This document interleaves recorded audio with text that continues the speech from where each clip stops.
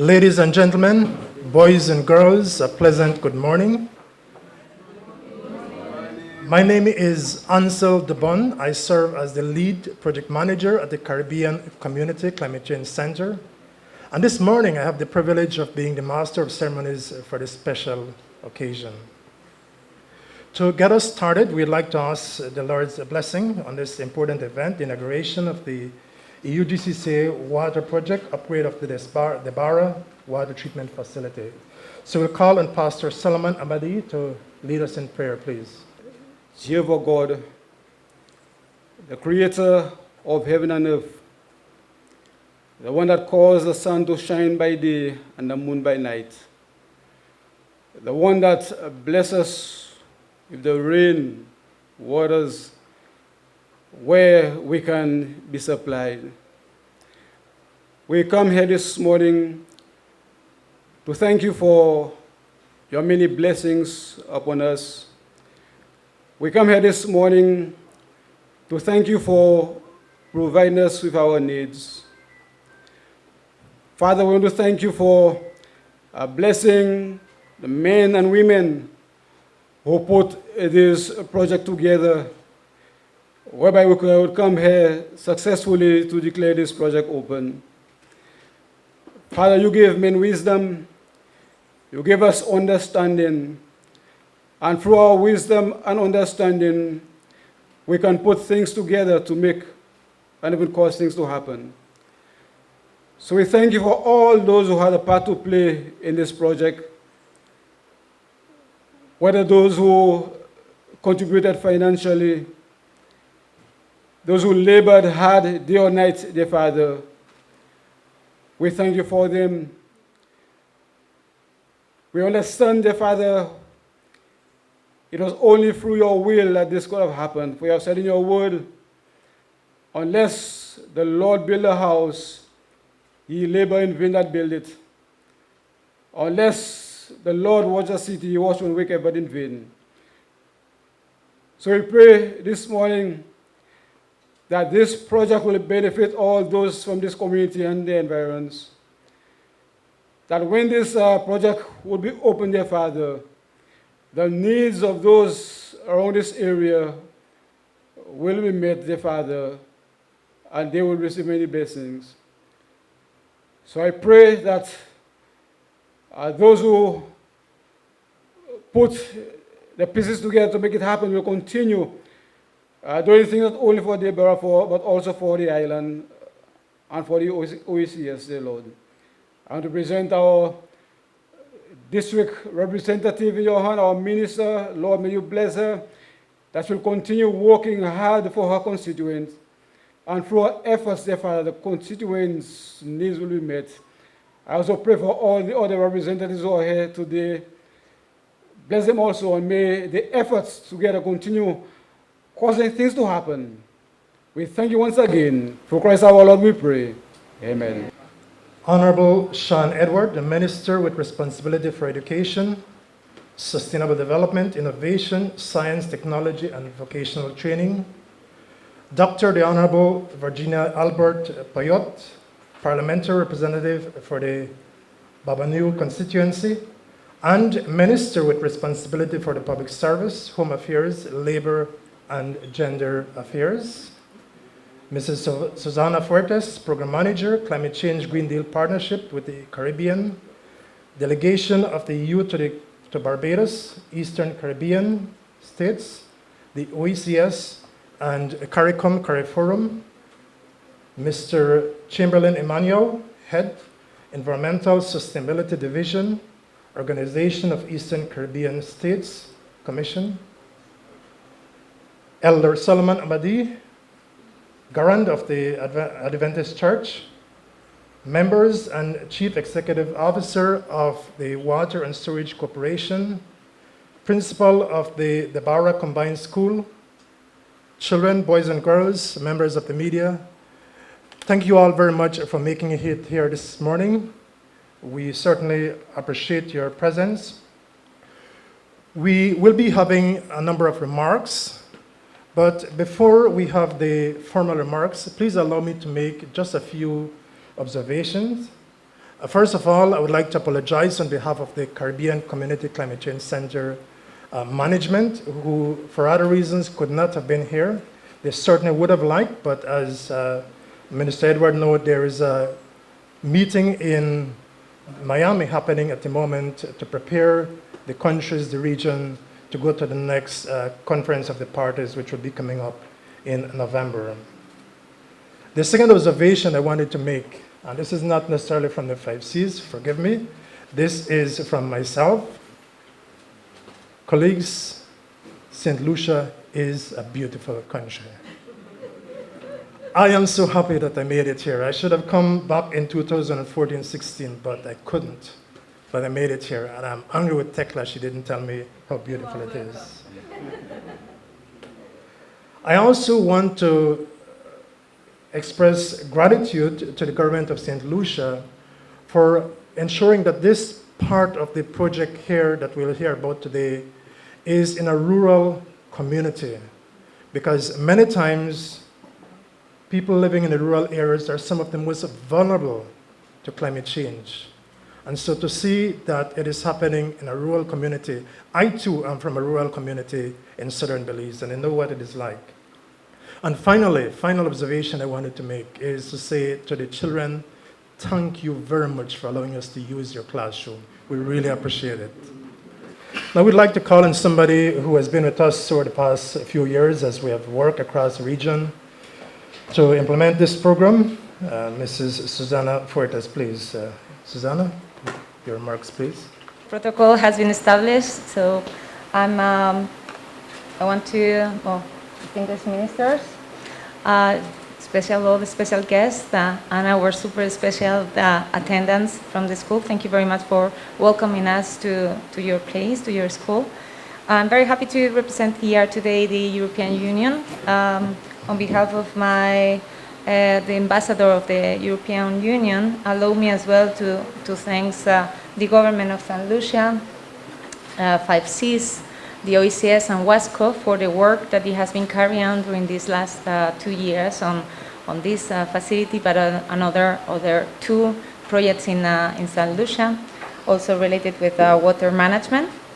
I know that this might sounds very technical, but it is not. At the end, it is just how we can improve with the treatment of the water, that you, at the end, you arrive at your house, in your communities, in your families, open the tap, and you get a clean and water that you can trust, that you can drink directly. It is not cool.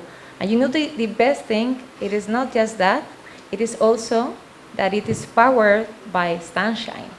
This is the one that I don't know if you were aware of that, but this is a small surprise for you. So it is the sun as well who is going to power this water plant. So you don't need to collect it, you just need the sun to raise. And also, whatever the weather will come, you will always have a clean and affordable water that you can always have access to. And that was, I know, because I had the opportunity as well when I went, the first time that I went to see the site with the people from WASCO, Minister, she came, she passed by and she climbed and up to the plant, and we were indeed going around and checking this one. So I'm looking forward to go back and to see the result of that.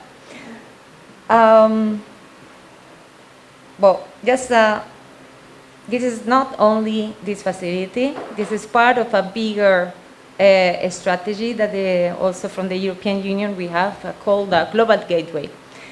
It is like a superhero team of projects, different projects, that all of them, they're going to have the same objective. It's just to collaborate, to partnerships, as my dear colleague from 5Cs, Diane and Ansel, they say it all the time, to partnership with us, together with the region, together with the countries, to just look for the first solutions to get a more affordable water, but also a better and resilient Caribbean. So I thank you very much, and I pass the floor to the next speaker. Thank you very much. Thank you very much, Susanna. Much appreciated. Really, as she said, the project here is part of a larger program across the region.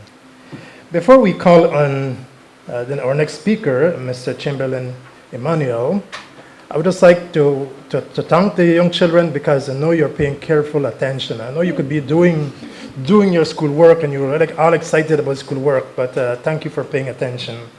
With that, let me call Mr. Chamberlain Emmanuel, the head of the Environmental Sustainability Division at the Organization of Eastern Caribbean States, to give us some remarks, please.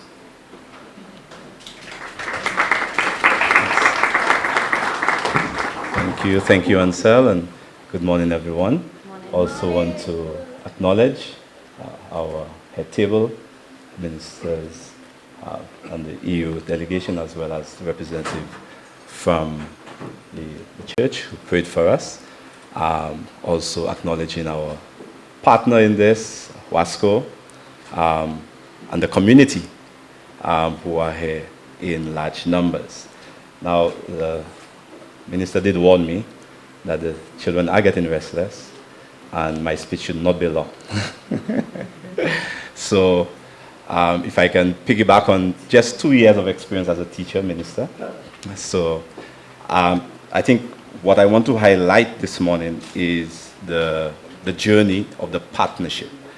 As the national project coordinator for this project, the OECS Commission, working with the 5 Cs, our role was to ensure that on the ground, that everything worked out well, because this project spans not just St. Lucia, but includes also St. Kitts and Nevis, which is another OECS country, and other countries in the CARICOM Forum.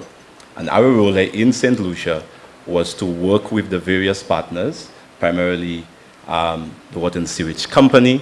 Would have also liaised with the Ministry of Agriculture, the WRMA, the Sustainable Development Division of the Ministry of Sustainable Development and Innovation, and other stakeholders to determine what are the priority initiatives that should happen in St. Lucia. Because I'm sure there are many other water priorities, but why is it that we selected the communities that we did? And there were three of them as part of this sub-project. One of them was at the Plainview Combined School, where we would have worked together again with the partners to ensure that there is, again, reliable water, transforming it from 8,000 gallons of only rainwater to 28,000 gallons of rainwater and potable water. This is also a hurricane shelter, and you understand also for the school and the community. At the Vanna, where you have the treatment center, or the intake, would have helped to ensure that the intake is less vulnerable to climate impacts. When it rains, it gets silty, etc. And through the infrastructure that was put in together with WASCO, then you have a more reliable intake. And right here at Barras, we would have looked at the situation and transformed the storage capacity from 10,000 gallons to 25,000 gallons. And also, as Susanna indicated, all the while in adding climate resilient technologies such as solar energy. So that's what practically the project has done. The investment is quite generous from the EU. We had at Plainview spending over 330,000 EC dollars. At Vanna, over 575,000 EC dollars. And right here at Barras, over 1.06 million EC dollars. Okay? And so this successful partnership, as I said, also included the Water Resource Management Agency, WRMA, the Department of Sustainable Development, the National Horizon Office, who works with the EU in St. Lucia, the Department of Economic Development, and the Ministry of Equity and Social Transformation, and of course your very own parliamentary representative. So I want to take the opportunity to really thank, in a particular way, WASCO, Team WASCO, for your technical leadership, your hard work, and your cooperation, including navigating some challenges, and which has led to the success that we have here. As I close, which I should have done at the beginning, want to bring you greetings from Dr. Jules, and these are the type of, that's our Director General, these are the type of initiative that he promotes, that to ensure that the OECS is relevant to the common person. And so we're glad for this partnership and to be able to deliver this important initiative to the people of Barras and by extension St. Lucia. Thank you so much.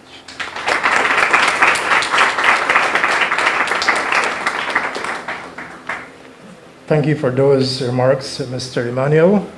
And let me just say, ladies and gentlemen, that under the GCCA program, there were 8 projects in countries. So 8 countries were selected. And I'm happy to say that the first one that has been successfully completed is St. Lucia. So thanks very much to the OECS Commission.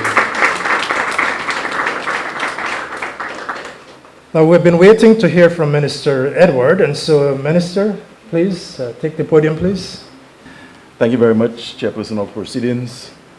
As tempted as I am to adopt the protocol that has already been established, I must acknowledge the presence of my parliamentary and ministerial colleague and the parliamentary representative for the constituency of Babono, Dr. Virginia Albert Poyot, who also shoulders the portfolio responsibilities in government of public service, gender affairs, and labor.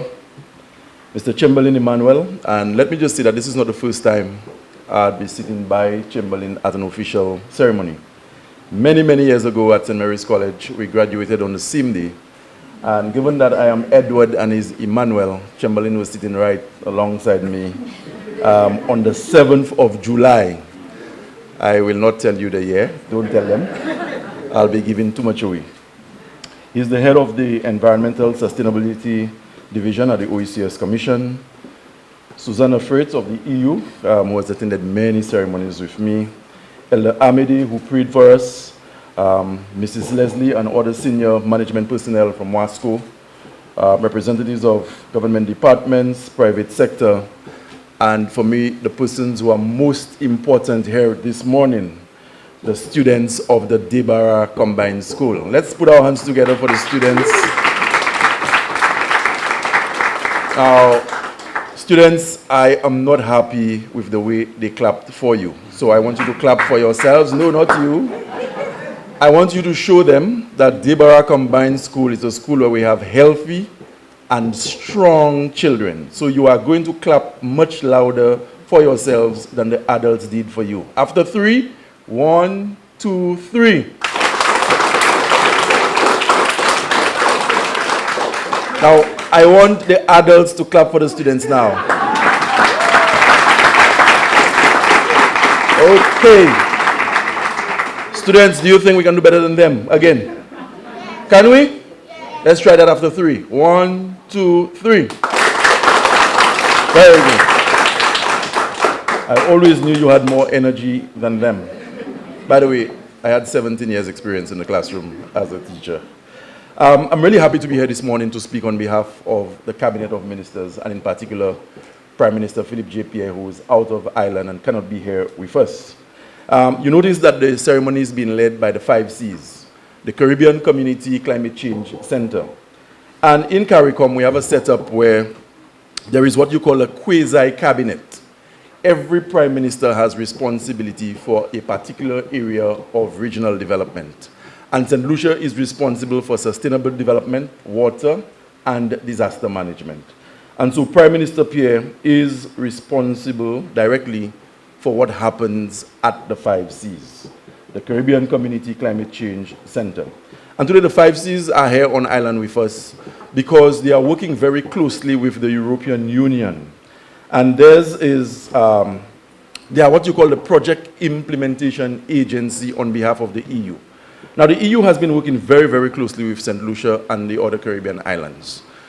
Climate change, as you would have heard in the opening remarks, poses an existential threat to us as small island developing states. And climate change impacts every facet of national development.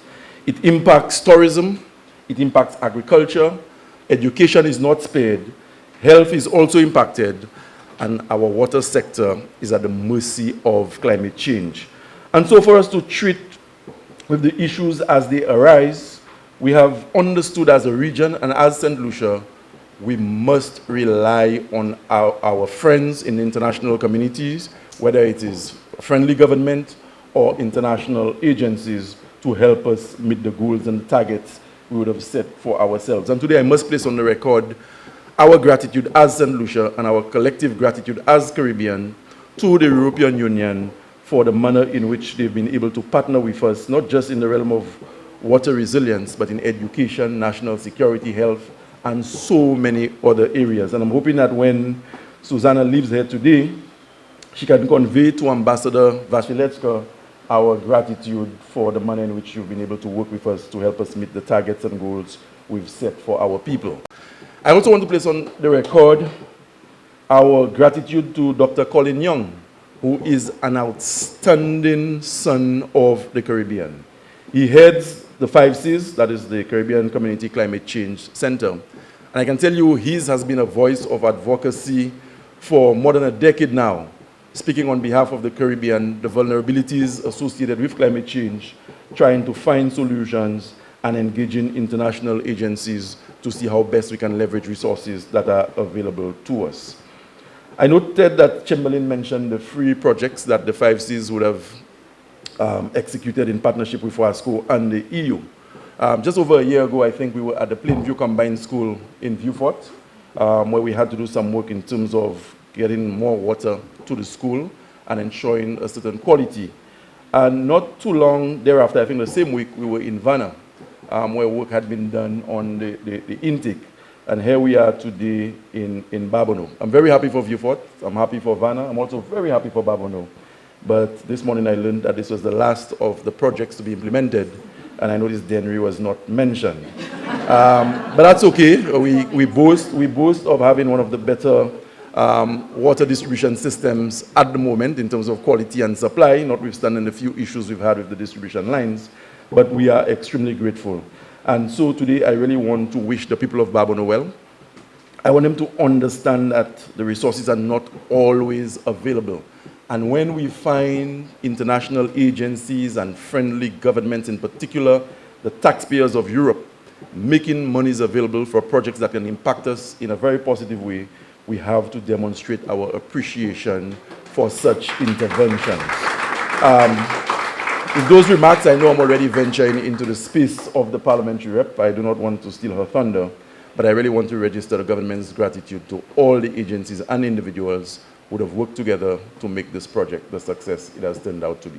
Thank you very much, everybody, and enjoy the rest of the proceedings. Thank you very much, Minister Edward, for those remarks. I really appreciate the point that our water system across the region is at the mercy of climate change. Certainly we would agree. Colleagues, let me just share with you something. We had a meeting with one agency some time ago, and we were talking about the ministers from across the region responsible for climate change and sustainable development and so on. And it came out that we at the 5Cs, we are actually serving all of the countries in the region, the government and people. And so when we come to St. Lucia, Minister Edward is actually our minister also, because we're serving the government and people of St. Lucia. And so that makes our next speaker also, we at the 5Cs, you're also our minister, right? So not just for St. Lucia, but when we're here, we're serving people of St. Lucia. When we're in Grenada, we're serving the people there across the region. With that, let me invite the Honorable Virginia Albert Payot to give us the feature remarks. And Minister, I understand that this is also your constituency, so closer to the heart, I would say, right? So Minister, please. Yes, good morning all. And I want to take this opportunity to recognize my fellow cabinet colleague and minister with responsibility for education, sustainable development, innovation, science, technology, and vocational training, Honorable Sean Edward. I did hear he mentioned sharing table with his colleague, former colleague student, Mr.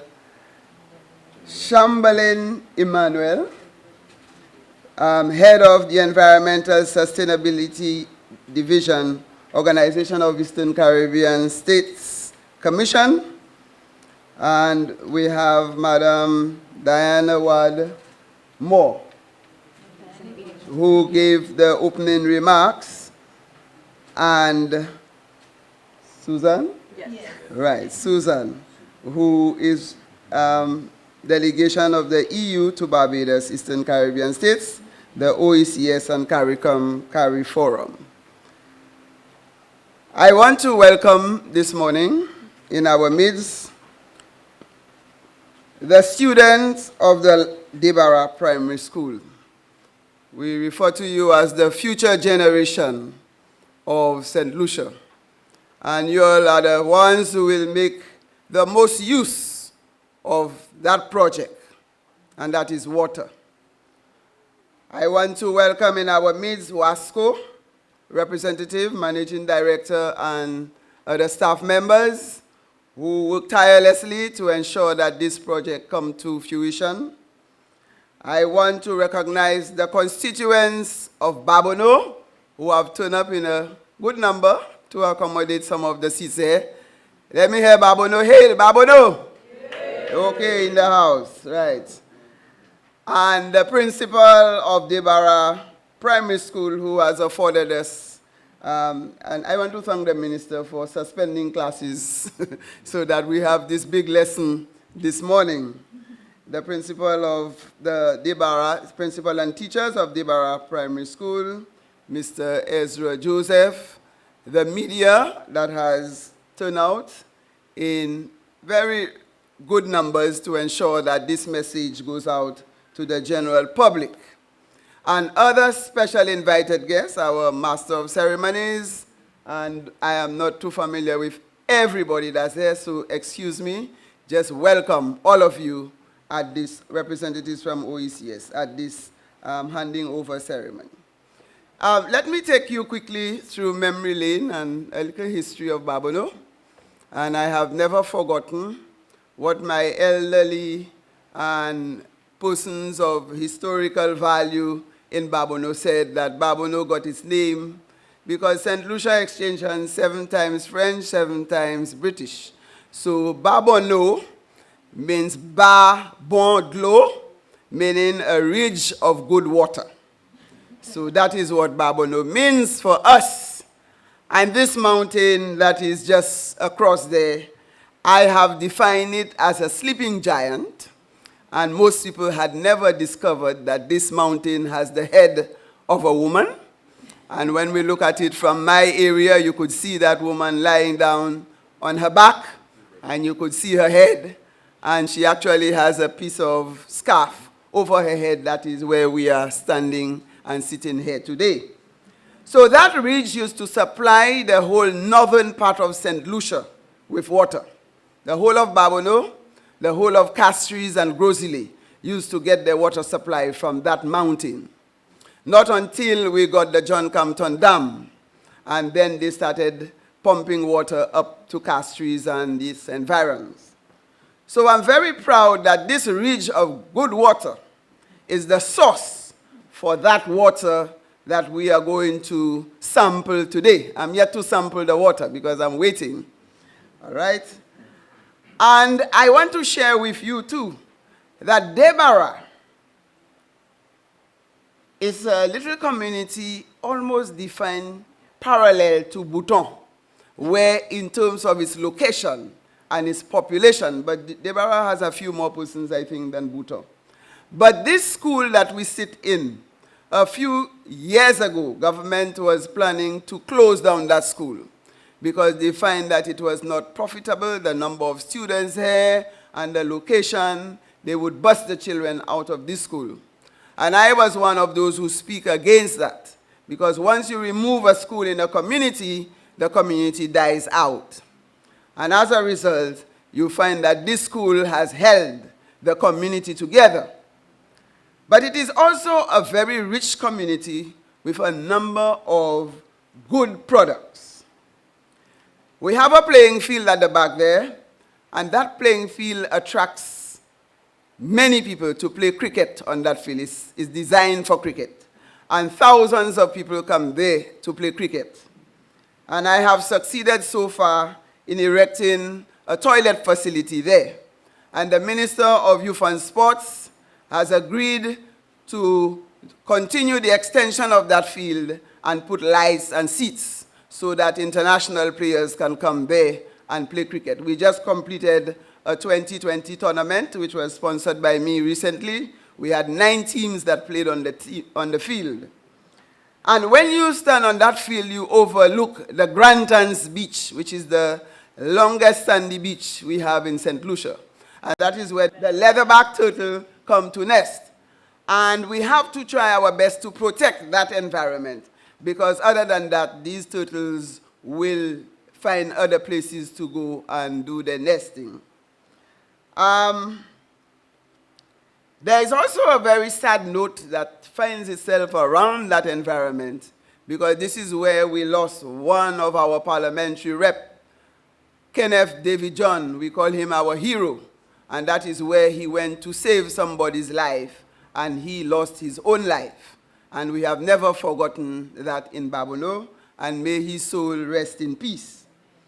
This area in Debarra is also well preserved, and we are hoping to develop what we call a tourism product around Debarra, which will include a nature trail to the top of the mountain. I think it takes about 2 hours walk from here to the top of La Saucière. We have some of the rare bird species in that area. You have some of the indigenous plants in this area, because this area has not been tampered with. So it still has its natural environment, natural plants, and we want to preserve that environment. But I want to share with you too that it is a very expensive community to maintain when you look at the population. And the water that the people in Debarra will be receiving, fortunately for them, Wasco do not have to generate that water for them. It's coming from the original source. So when there is a little problem with Wasco's line, they will not scream, because their water is coming straight from the source on the mountain. And I wish I was getting water from that source where I live. So the Debarra people are very, very fortunate. As indicated, the capacity for the water has increased from 10,000 to 25,000.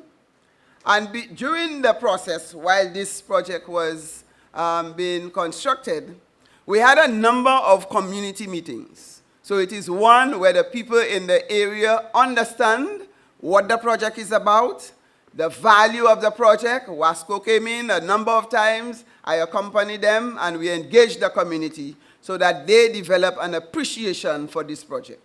They also used to send me the quality of water they used to get. They used to send it via WhatsApp and show me the water that they were getting in the tap. And I know they are very pleased now that this water has been transformed to high quality water. And as indicated by Wasco, it is one that is in keeping with climate change. It will be powered by solar. That means they don't even depend too much on electricity. The solar panels will supply the electricity. The water will be well filtered, good quality water, fresh from the mountain. So the Debarra people are very privileged to enjoy that type of water. I want to mention quickly that these type of projects are in keeping with the Sustainable Development Goal. And there are 17 of them. And I was fortunate to work in that area a few years ago in collaboration with the St. Lucia Teachers Union. And when you look at the Sustainable Development Goals, we look at no poverty. And if you do not have water, you are in trouble. And with water, it gives you the water that you need to clean your home, to do things, and to build up your own business. It says no hunger. We need water to reduce hunger. It says health and wellness, and water is necessary for good health and wellness. Quality education, and I spoke to the children very early, and let them know that this is the water that they will be having here in the school so that they can continue school. When there is no school, when there is no water, there is no school. You cannot continue schooling without water. And that water will ensure that this school remains open. We have clean water. That is what we are providing. That is one of the Sustainable Development Goals, to provide clean water and sanitation. We have decent work. When you have water, you do not waste time going and fetch water. You have time to prepare everything so that you can report to work and you can use the water to help you in your line of work. We have to reduce inequality so that both men and women will be able to access water so that they can engage in productive activities. Sustainable cities and community. We will not close down the Barras because they have water. They have school. They can start doing business so that people can continue to live in this environment. We have responsible consumption. We do not want the people in the Barras to waste the water. Don't say we have water in abundance and therefore we leave the pipe open, we will waste the water. You have to be responsible in the way you consume the water. We also have climate action.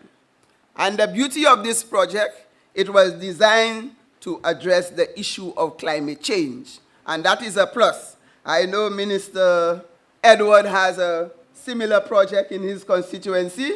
It's a much bigger project, but I think ours is a little notch above yours.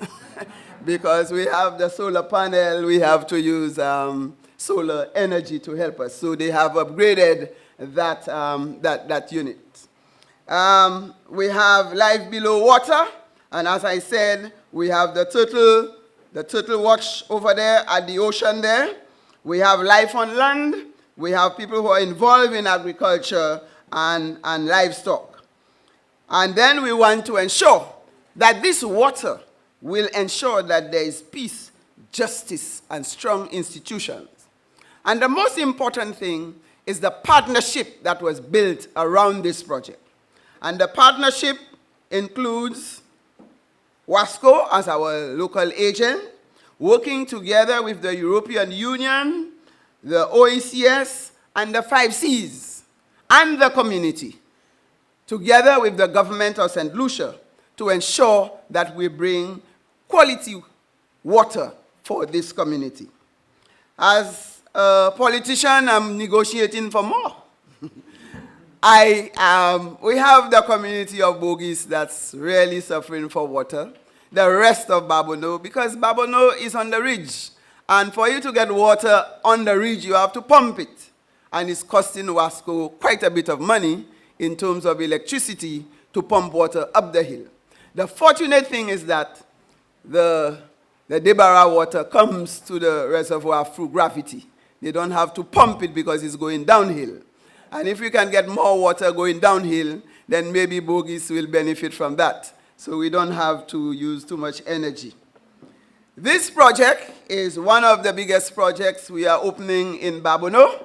And I'm happy to know that we have spent a little over $1 million to serve a very small community.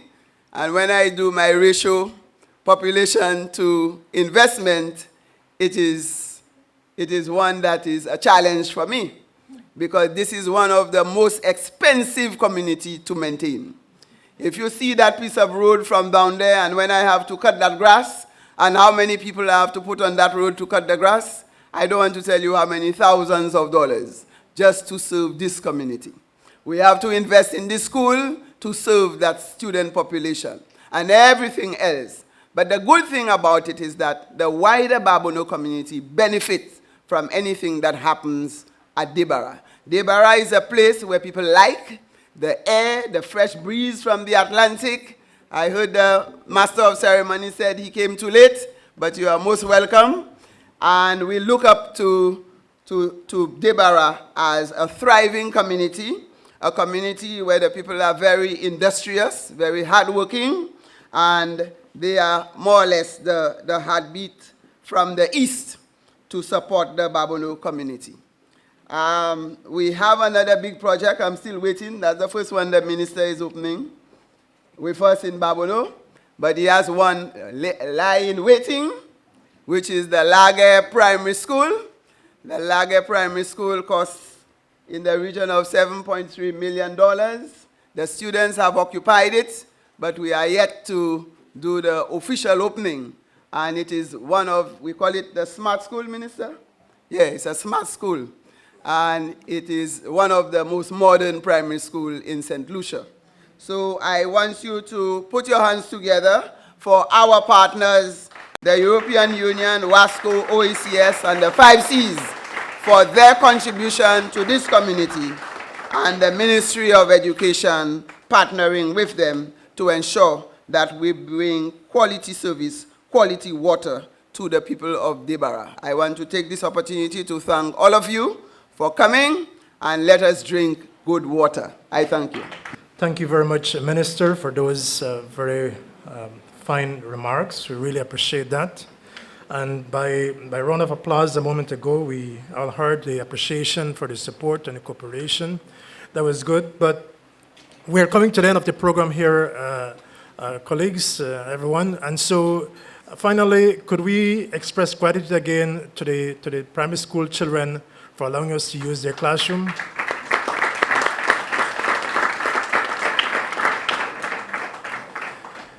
Excellent. Now, the remainder of the program will happen at the facility. Staff of the Water and Sewage Company, I want to welcome you to this fully upgraded Debarra water treatment facility to our back. I want to take this opportunity to apologize for the absence of my chairman, Mr. Trevor Louisi, who unfortunately cannot be here with us today, but we have in our midst Ms. Antonia Alcindor, our director.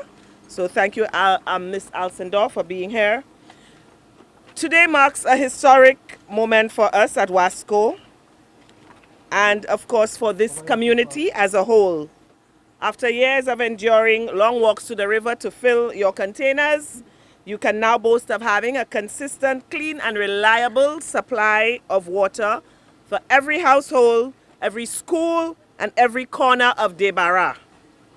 This is an incredibly proud moment for us at WASCO, but of course we could not have achieved this milestone on our own, so we want to thank the EU for their invaluable support. We want to thank our funding partners who believed in our vision and understood the importance of this investment as it relates to improving the lives for the people of Debarra.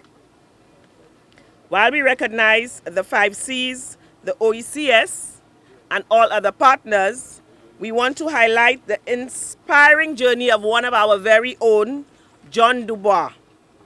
John is a young resident of Debarra, and he saw this project not just as a solution to a problem, but as an opportunity to step forward for his community. He took a keen interest in learning the intricacies of this plant, and through his dedication and hands-on training, we are proud to announce that he is now the plant operator of the Debarra Water Treatment Facility. It would be remiss of me not to thank our WASCO team, who worked tirelessly to ensure, after the unfortunate damage of the plant, that it was restored. To Mr. Tyrell Victor and our support services team, I thank you. To the design and construction team headed by Ms. Sadia Charles, to the staff of the PTQ department, and I see in our midst we have Ms. Yanis Charles, who is our past manager of that section. So we want to thank her as well, although she's no longer with us, but we want to thank her for her dedication to the project. We want to thank Mr. Kessa Benjamin, our legal counsel, and to the welders of this nearby community, we want to say a special thank you for your dedication to this project. John, along with our senior laboratory technician, Mr. Adrian Meda, will explain the process from source at La Saucière through filtration and purification into the storage tanks and finally to your homes. We want you to understand that this process is significant to us as it reminds us that this is a system where collective duty as a community is going to benefit us all. For the benefit of future generations, we want to be the change that protects our water, our communities, and our future. I'm counting on each of you to rise to this challenge, because together we can achieve anything. Without further delay, I would like to welcome you officially to declare the Barras Water Treatment Facility open.